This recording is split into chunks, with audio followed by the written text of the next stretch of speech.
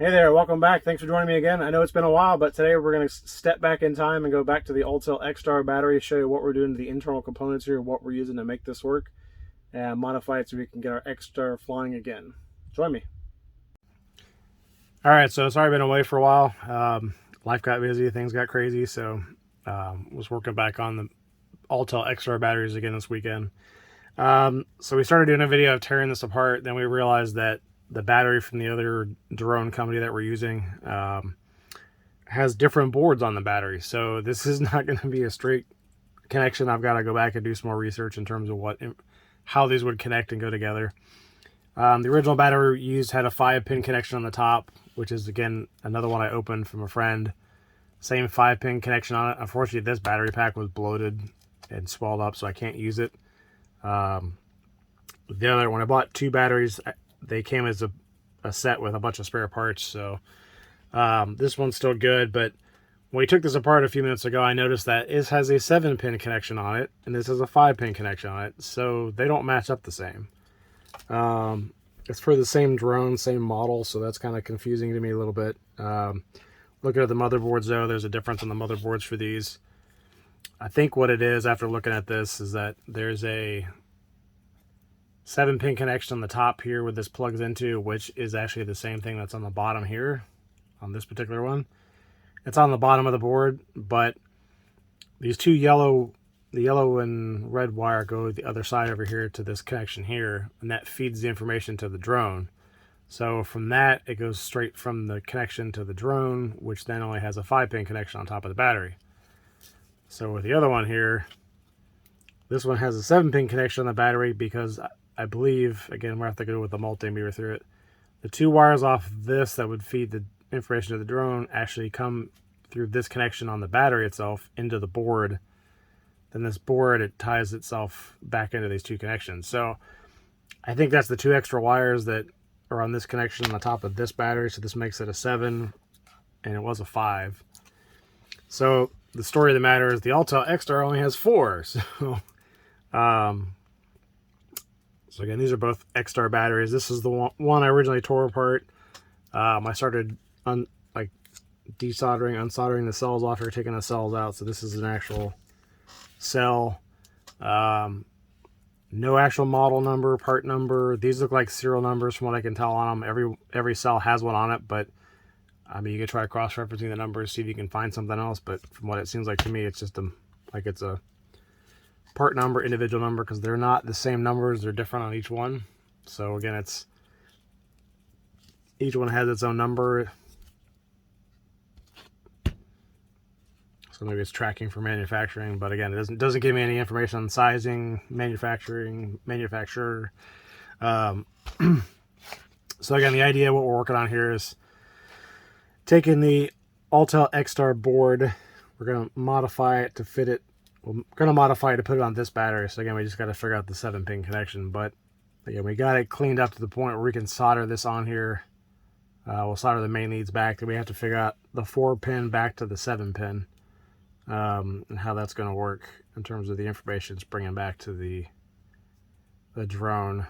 I don't know if that'll matter in terms of how it's reading it. We'll find out. This will be definitely an experiment, because again, this was the board off of this particular battery. Again, this one I wish worked, because this is only the 5-pin, so that was the 5-pin to the 4-pin that we've done before. Again, news to me that they have multiple batteries with multiple boards and multiple pin connections on it. So again, I don't know if one's an original battery from the manufacturer and one's an aftermarket in terms of these other drone batteries. It's possible. We'll do some more research. I've got a few more of the batteries from these companies, but I don't necessarily want to tear them apart yet. Trying to work with the 2 extra ones that we had. I got one, I bought some parts to kind of experiment with this.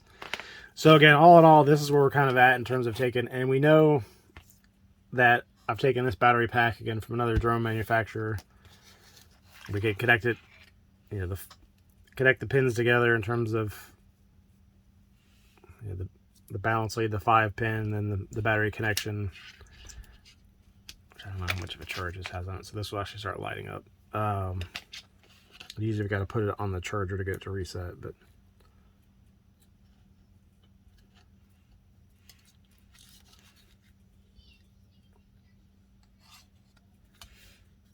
Alright, so once those are in, let's see what it tells us.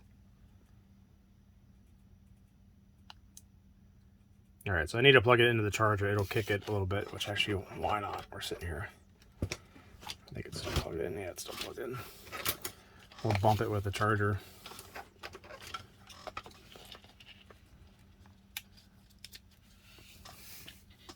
Again, this will start charging in a moment here.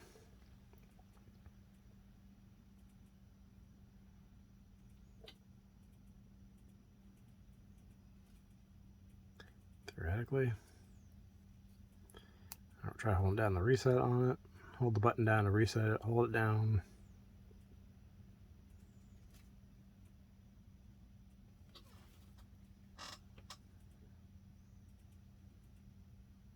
Okay.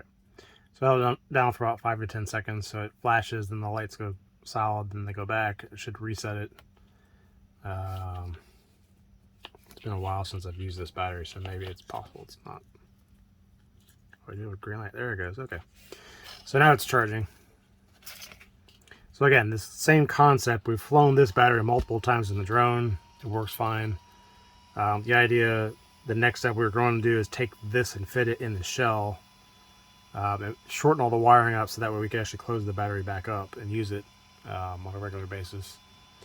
So I mean, the other option potentially is to trim these off and shorten the board up and connect it directly to this, which actually we could do it to the test one we already had, and then try to figure out the other one, or we could take this current one here. Although the difference would be is that this one here, the memory on the board shows it having, let's say, like a 30-40% life. I can't remember exactly on it, so it doesn't read the cells as if they were brand new. This one had like a 94% life left on it, so this one should read the cells closer to being new. Again, this is the experiment trying to figure out getting it able to reset itself. However, I do have the hardware and some of the software to be able to reprogram the batteries. We were working on that before I stopped with everything kind of going on. So again, kind of getting back in that, I'll have to reach out to the folks that have the software and their programming and get the updated coding for that to get in and change the battery settings on it. That was kind of the next step we were working on beyond trying to put the battery back in the shell. So, all right, so as you can see, this is charging. Again, it'll charge. When you do stuff like this, experiment with the lipos. It's a good idea to be in the room when it's charging, or charge it outside. There were some folks that tried to jump their batteries initially that had problems where the batteries did start smoking. I think one gentleman showed a video, his caught on fire. So not all lipos are created equal.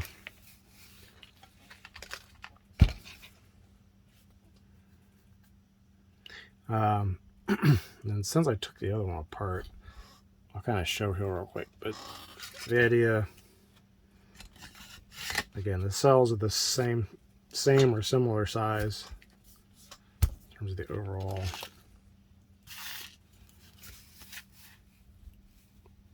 So again, the board's a hair taller on this. It's about the same height, about the same thickness. Again, a hair taller, but the width itself is a little bit shorter. So you got, let's see, I'm not sure which best light. If you see, it's a little bit shorter in terms of the width. So there's a gap over here. So again, all in all, but it's a 4900 milliamp, and then these were 4480, I believe.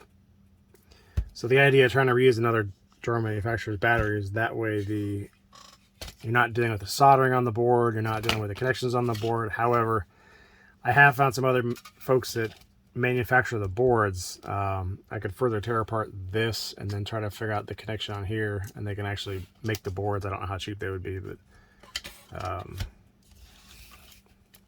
let's see, that fits back in there. So once it's in the case, again, there's a gap in terms of it being in there.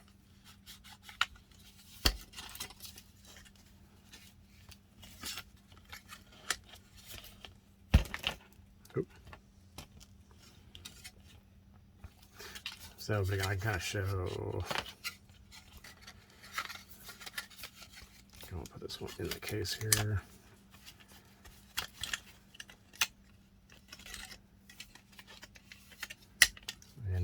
about the other drone manufacturers. It's not surprising these things pretty much fit in the same cases together.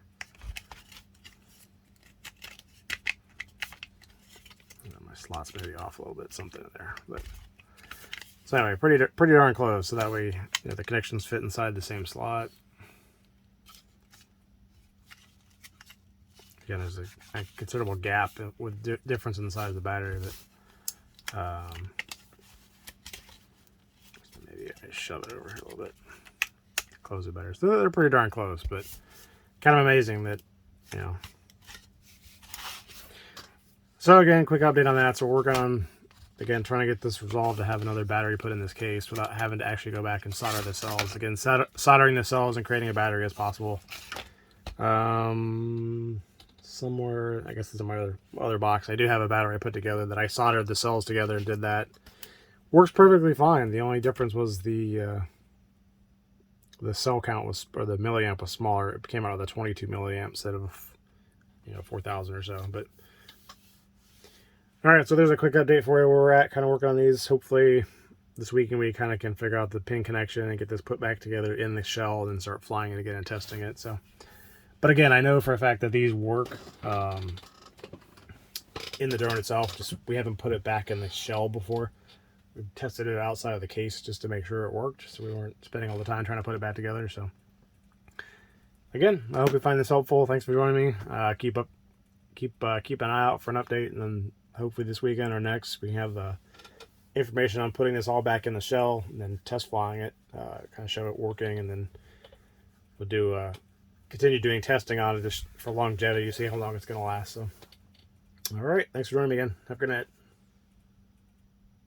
So thanks for joining me. Hopefully that was a good overview for you to kind of explain where we're at in terms of the battery. Again, we ran into a snafu kind of taking the batteries apart, found out that the new donor battery has a 7-pin connection on the battery itself on the lipos versus the other one that had a 5. So we've got to take a multimeter, map out those connections and make sure that everything lines up the same and works the same. I think we figured out that the 2 extra leads on the top of the battery cell is actually where the communication wires that the other battery had. So we'll map those out and kind of go from there. So again, thanks for joining me. Hopefully, again, this was a good update for you. Hopefully it gives you some hope that we can get a new battery put together for the Autel X-Star and keep them flying. So again, thanks for joining me, and look forward to talking to you next time.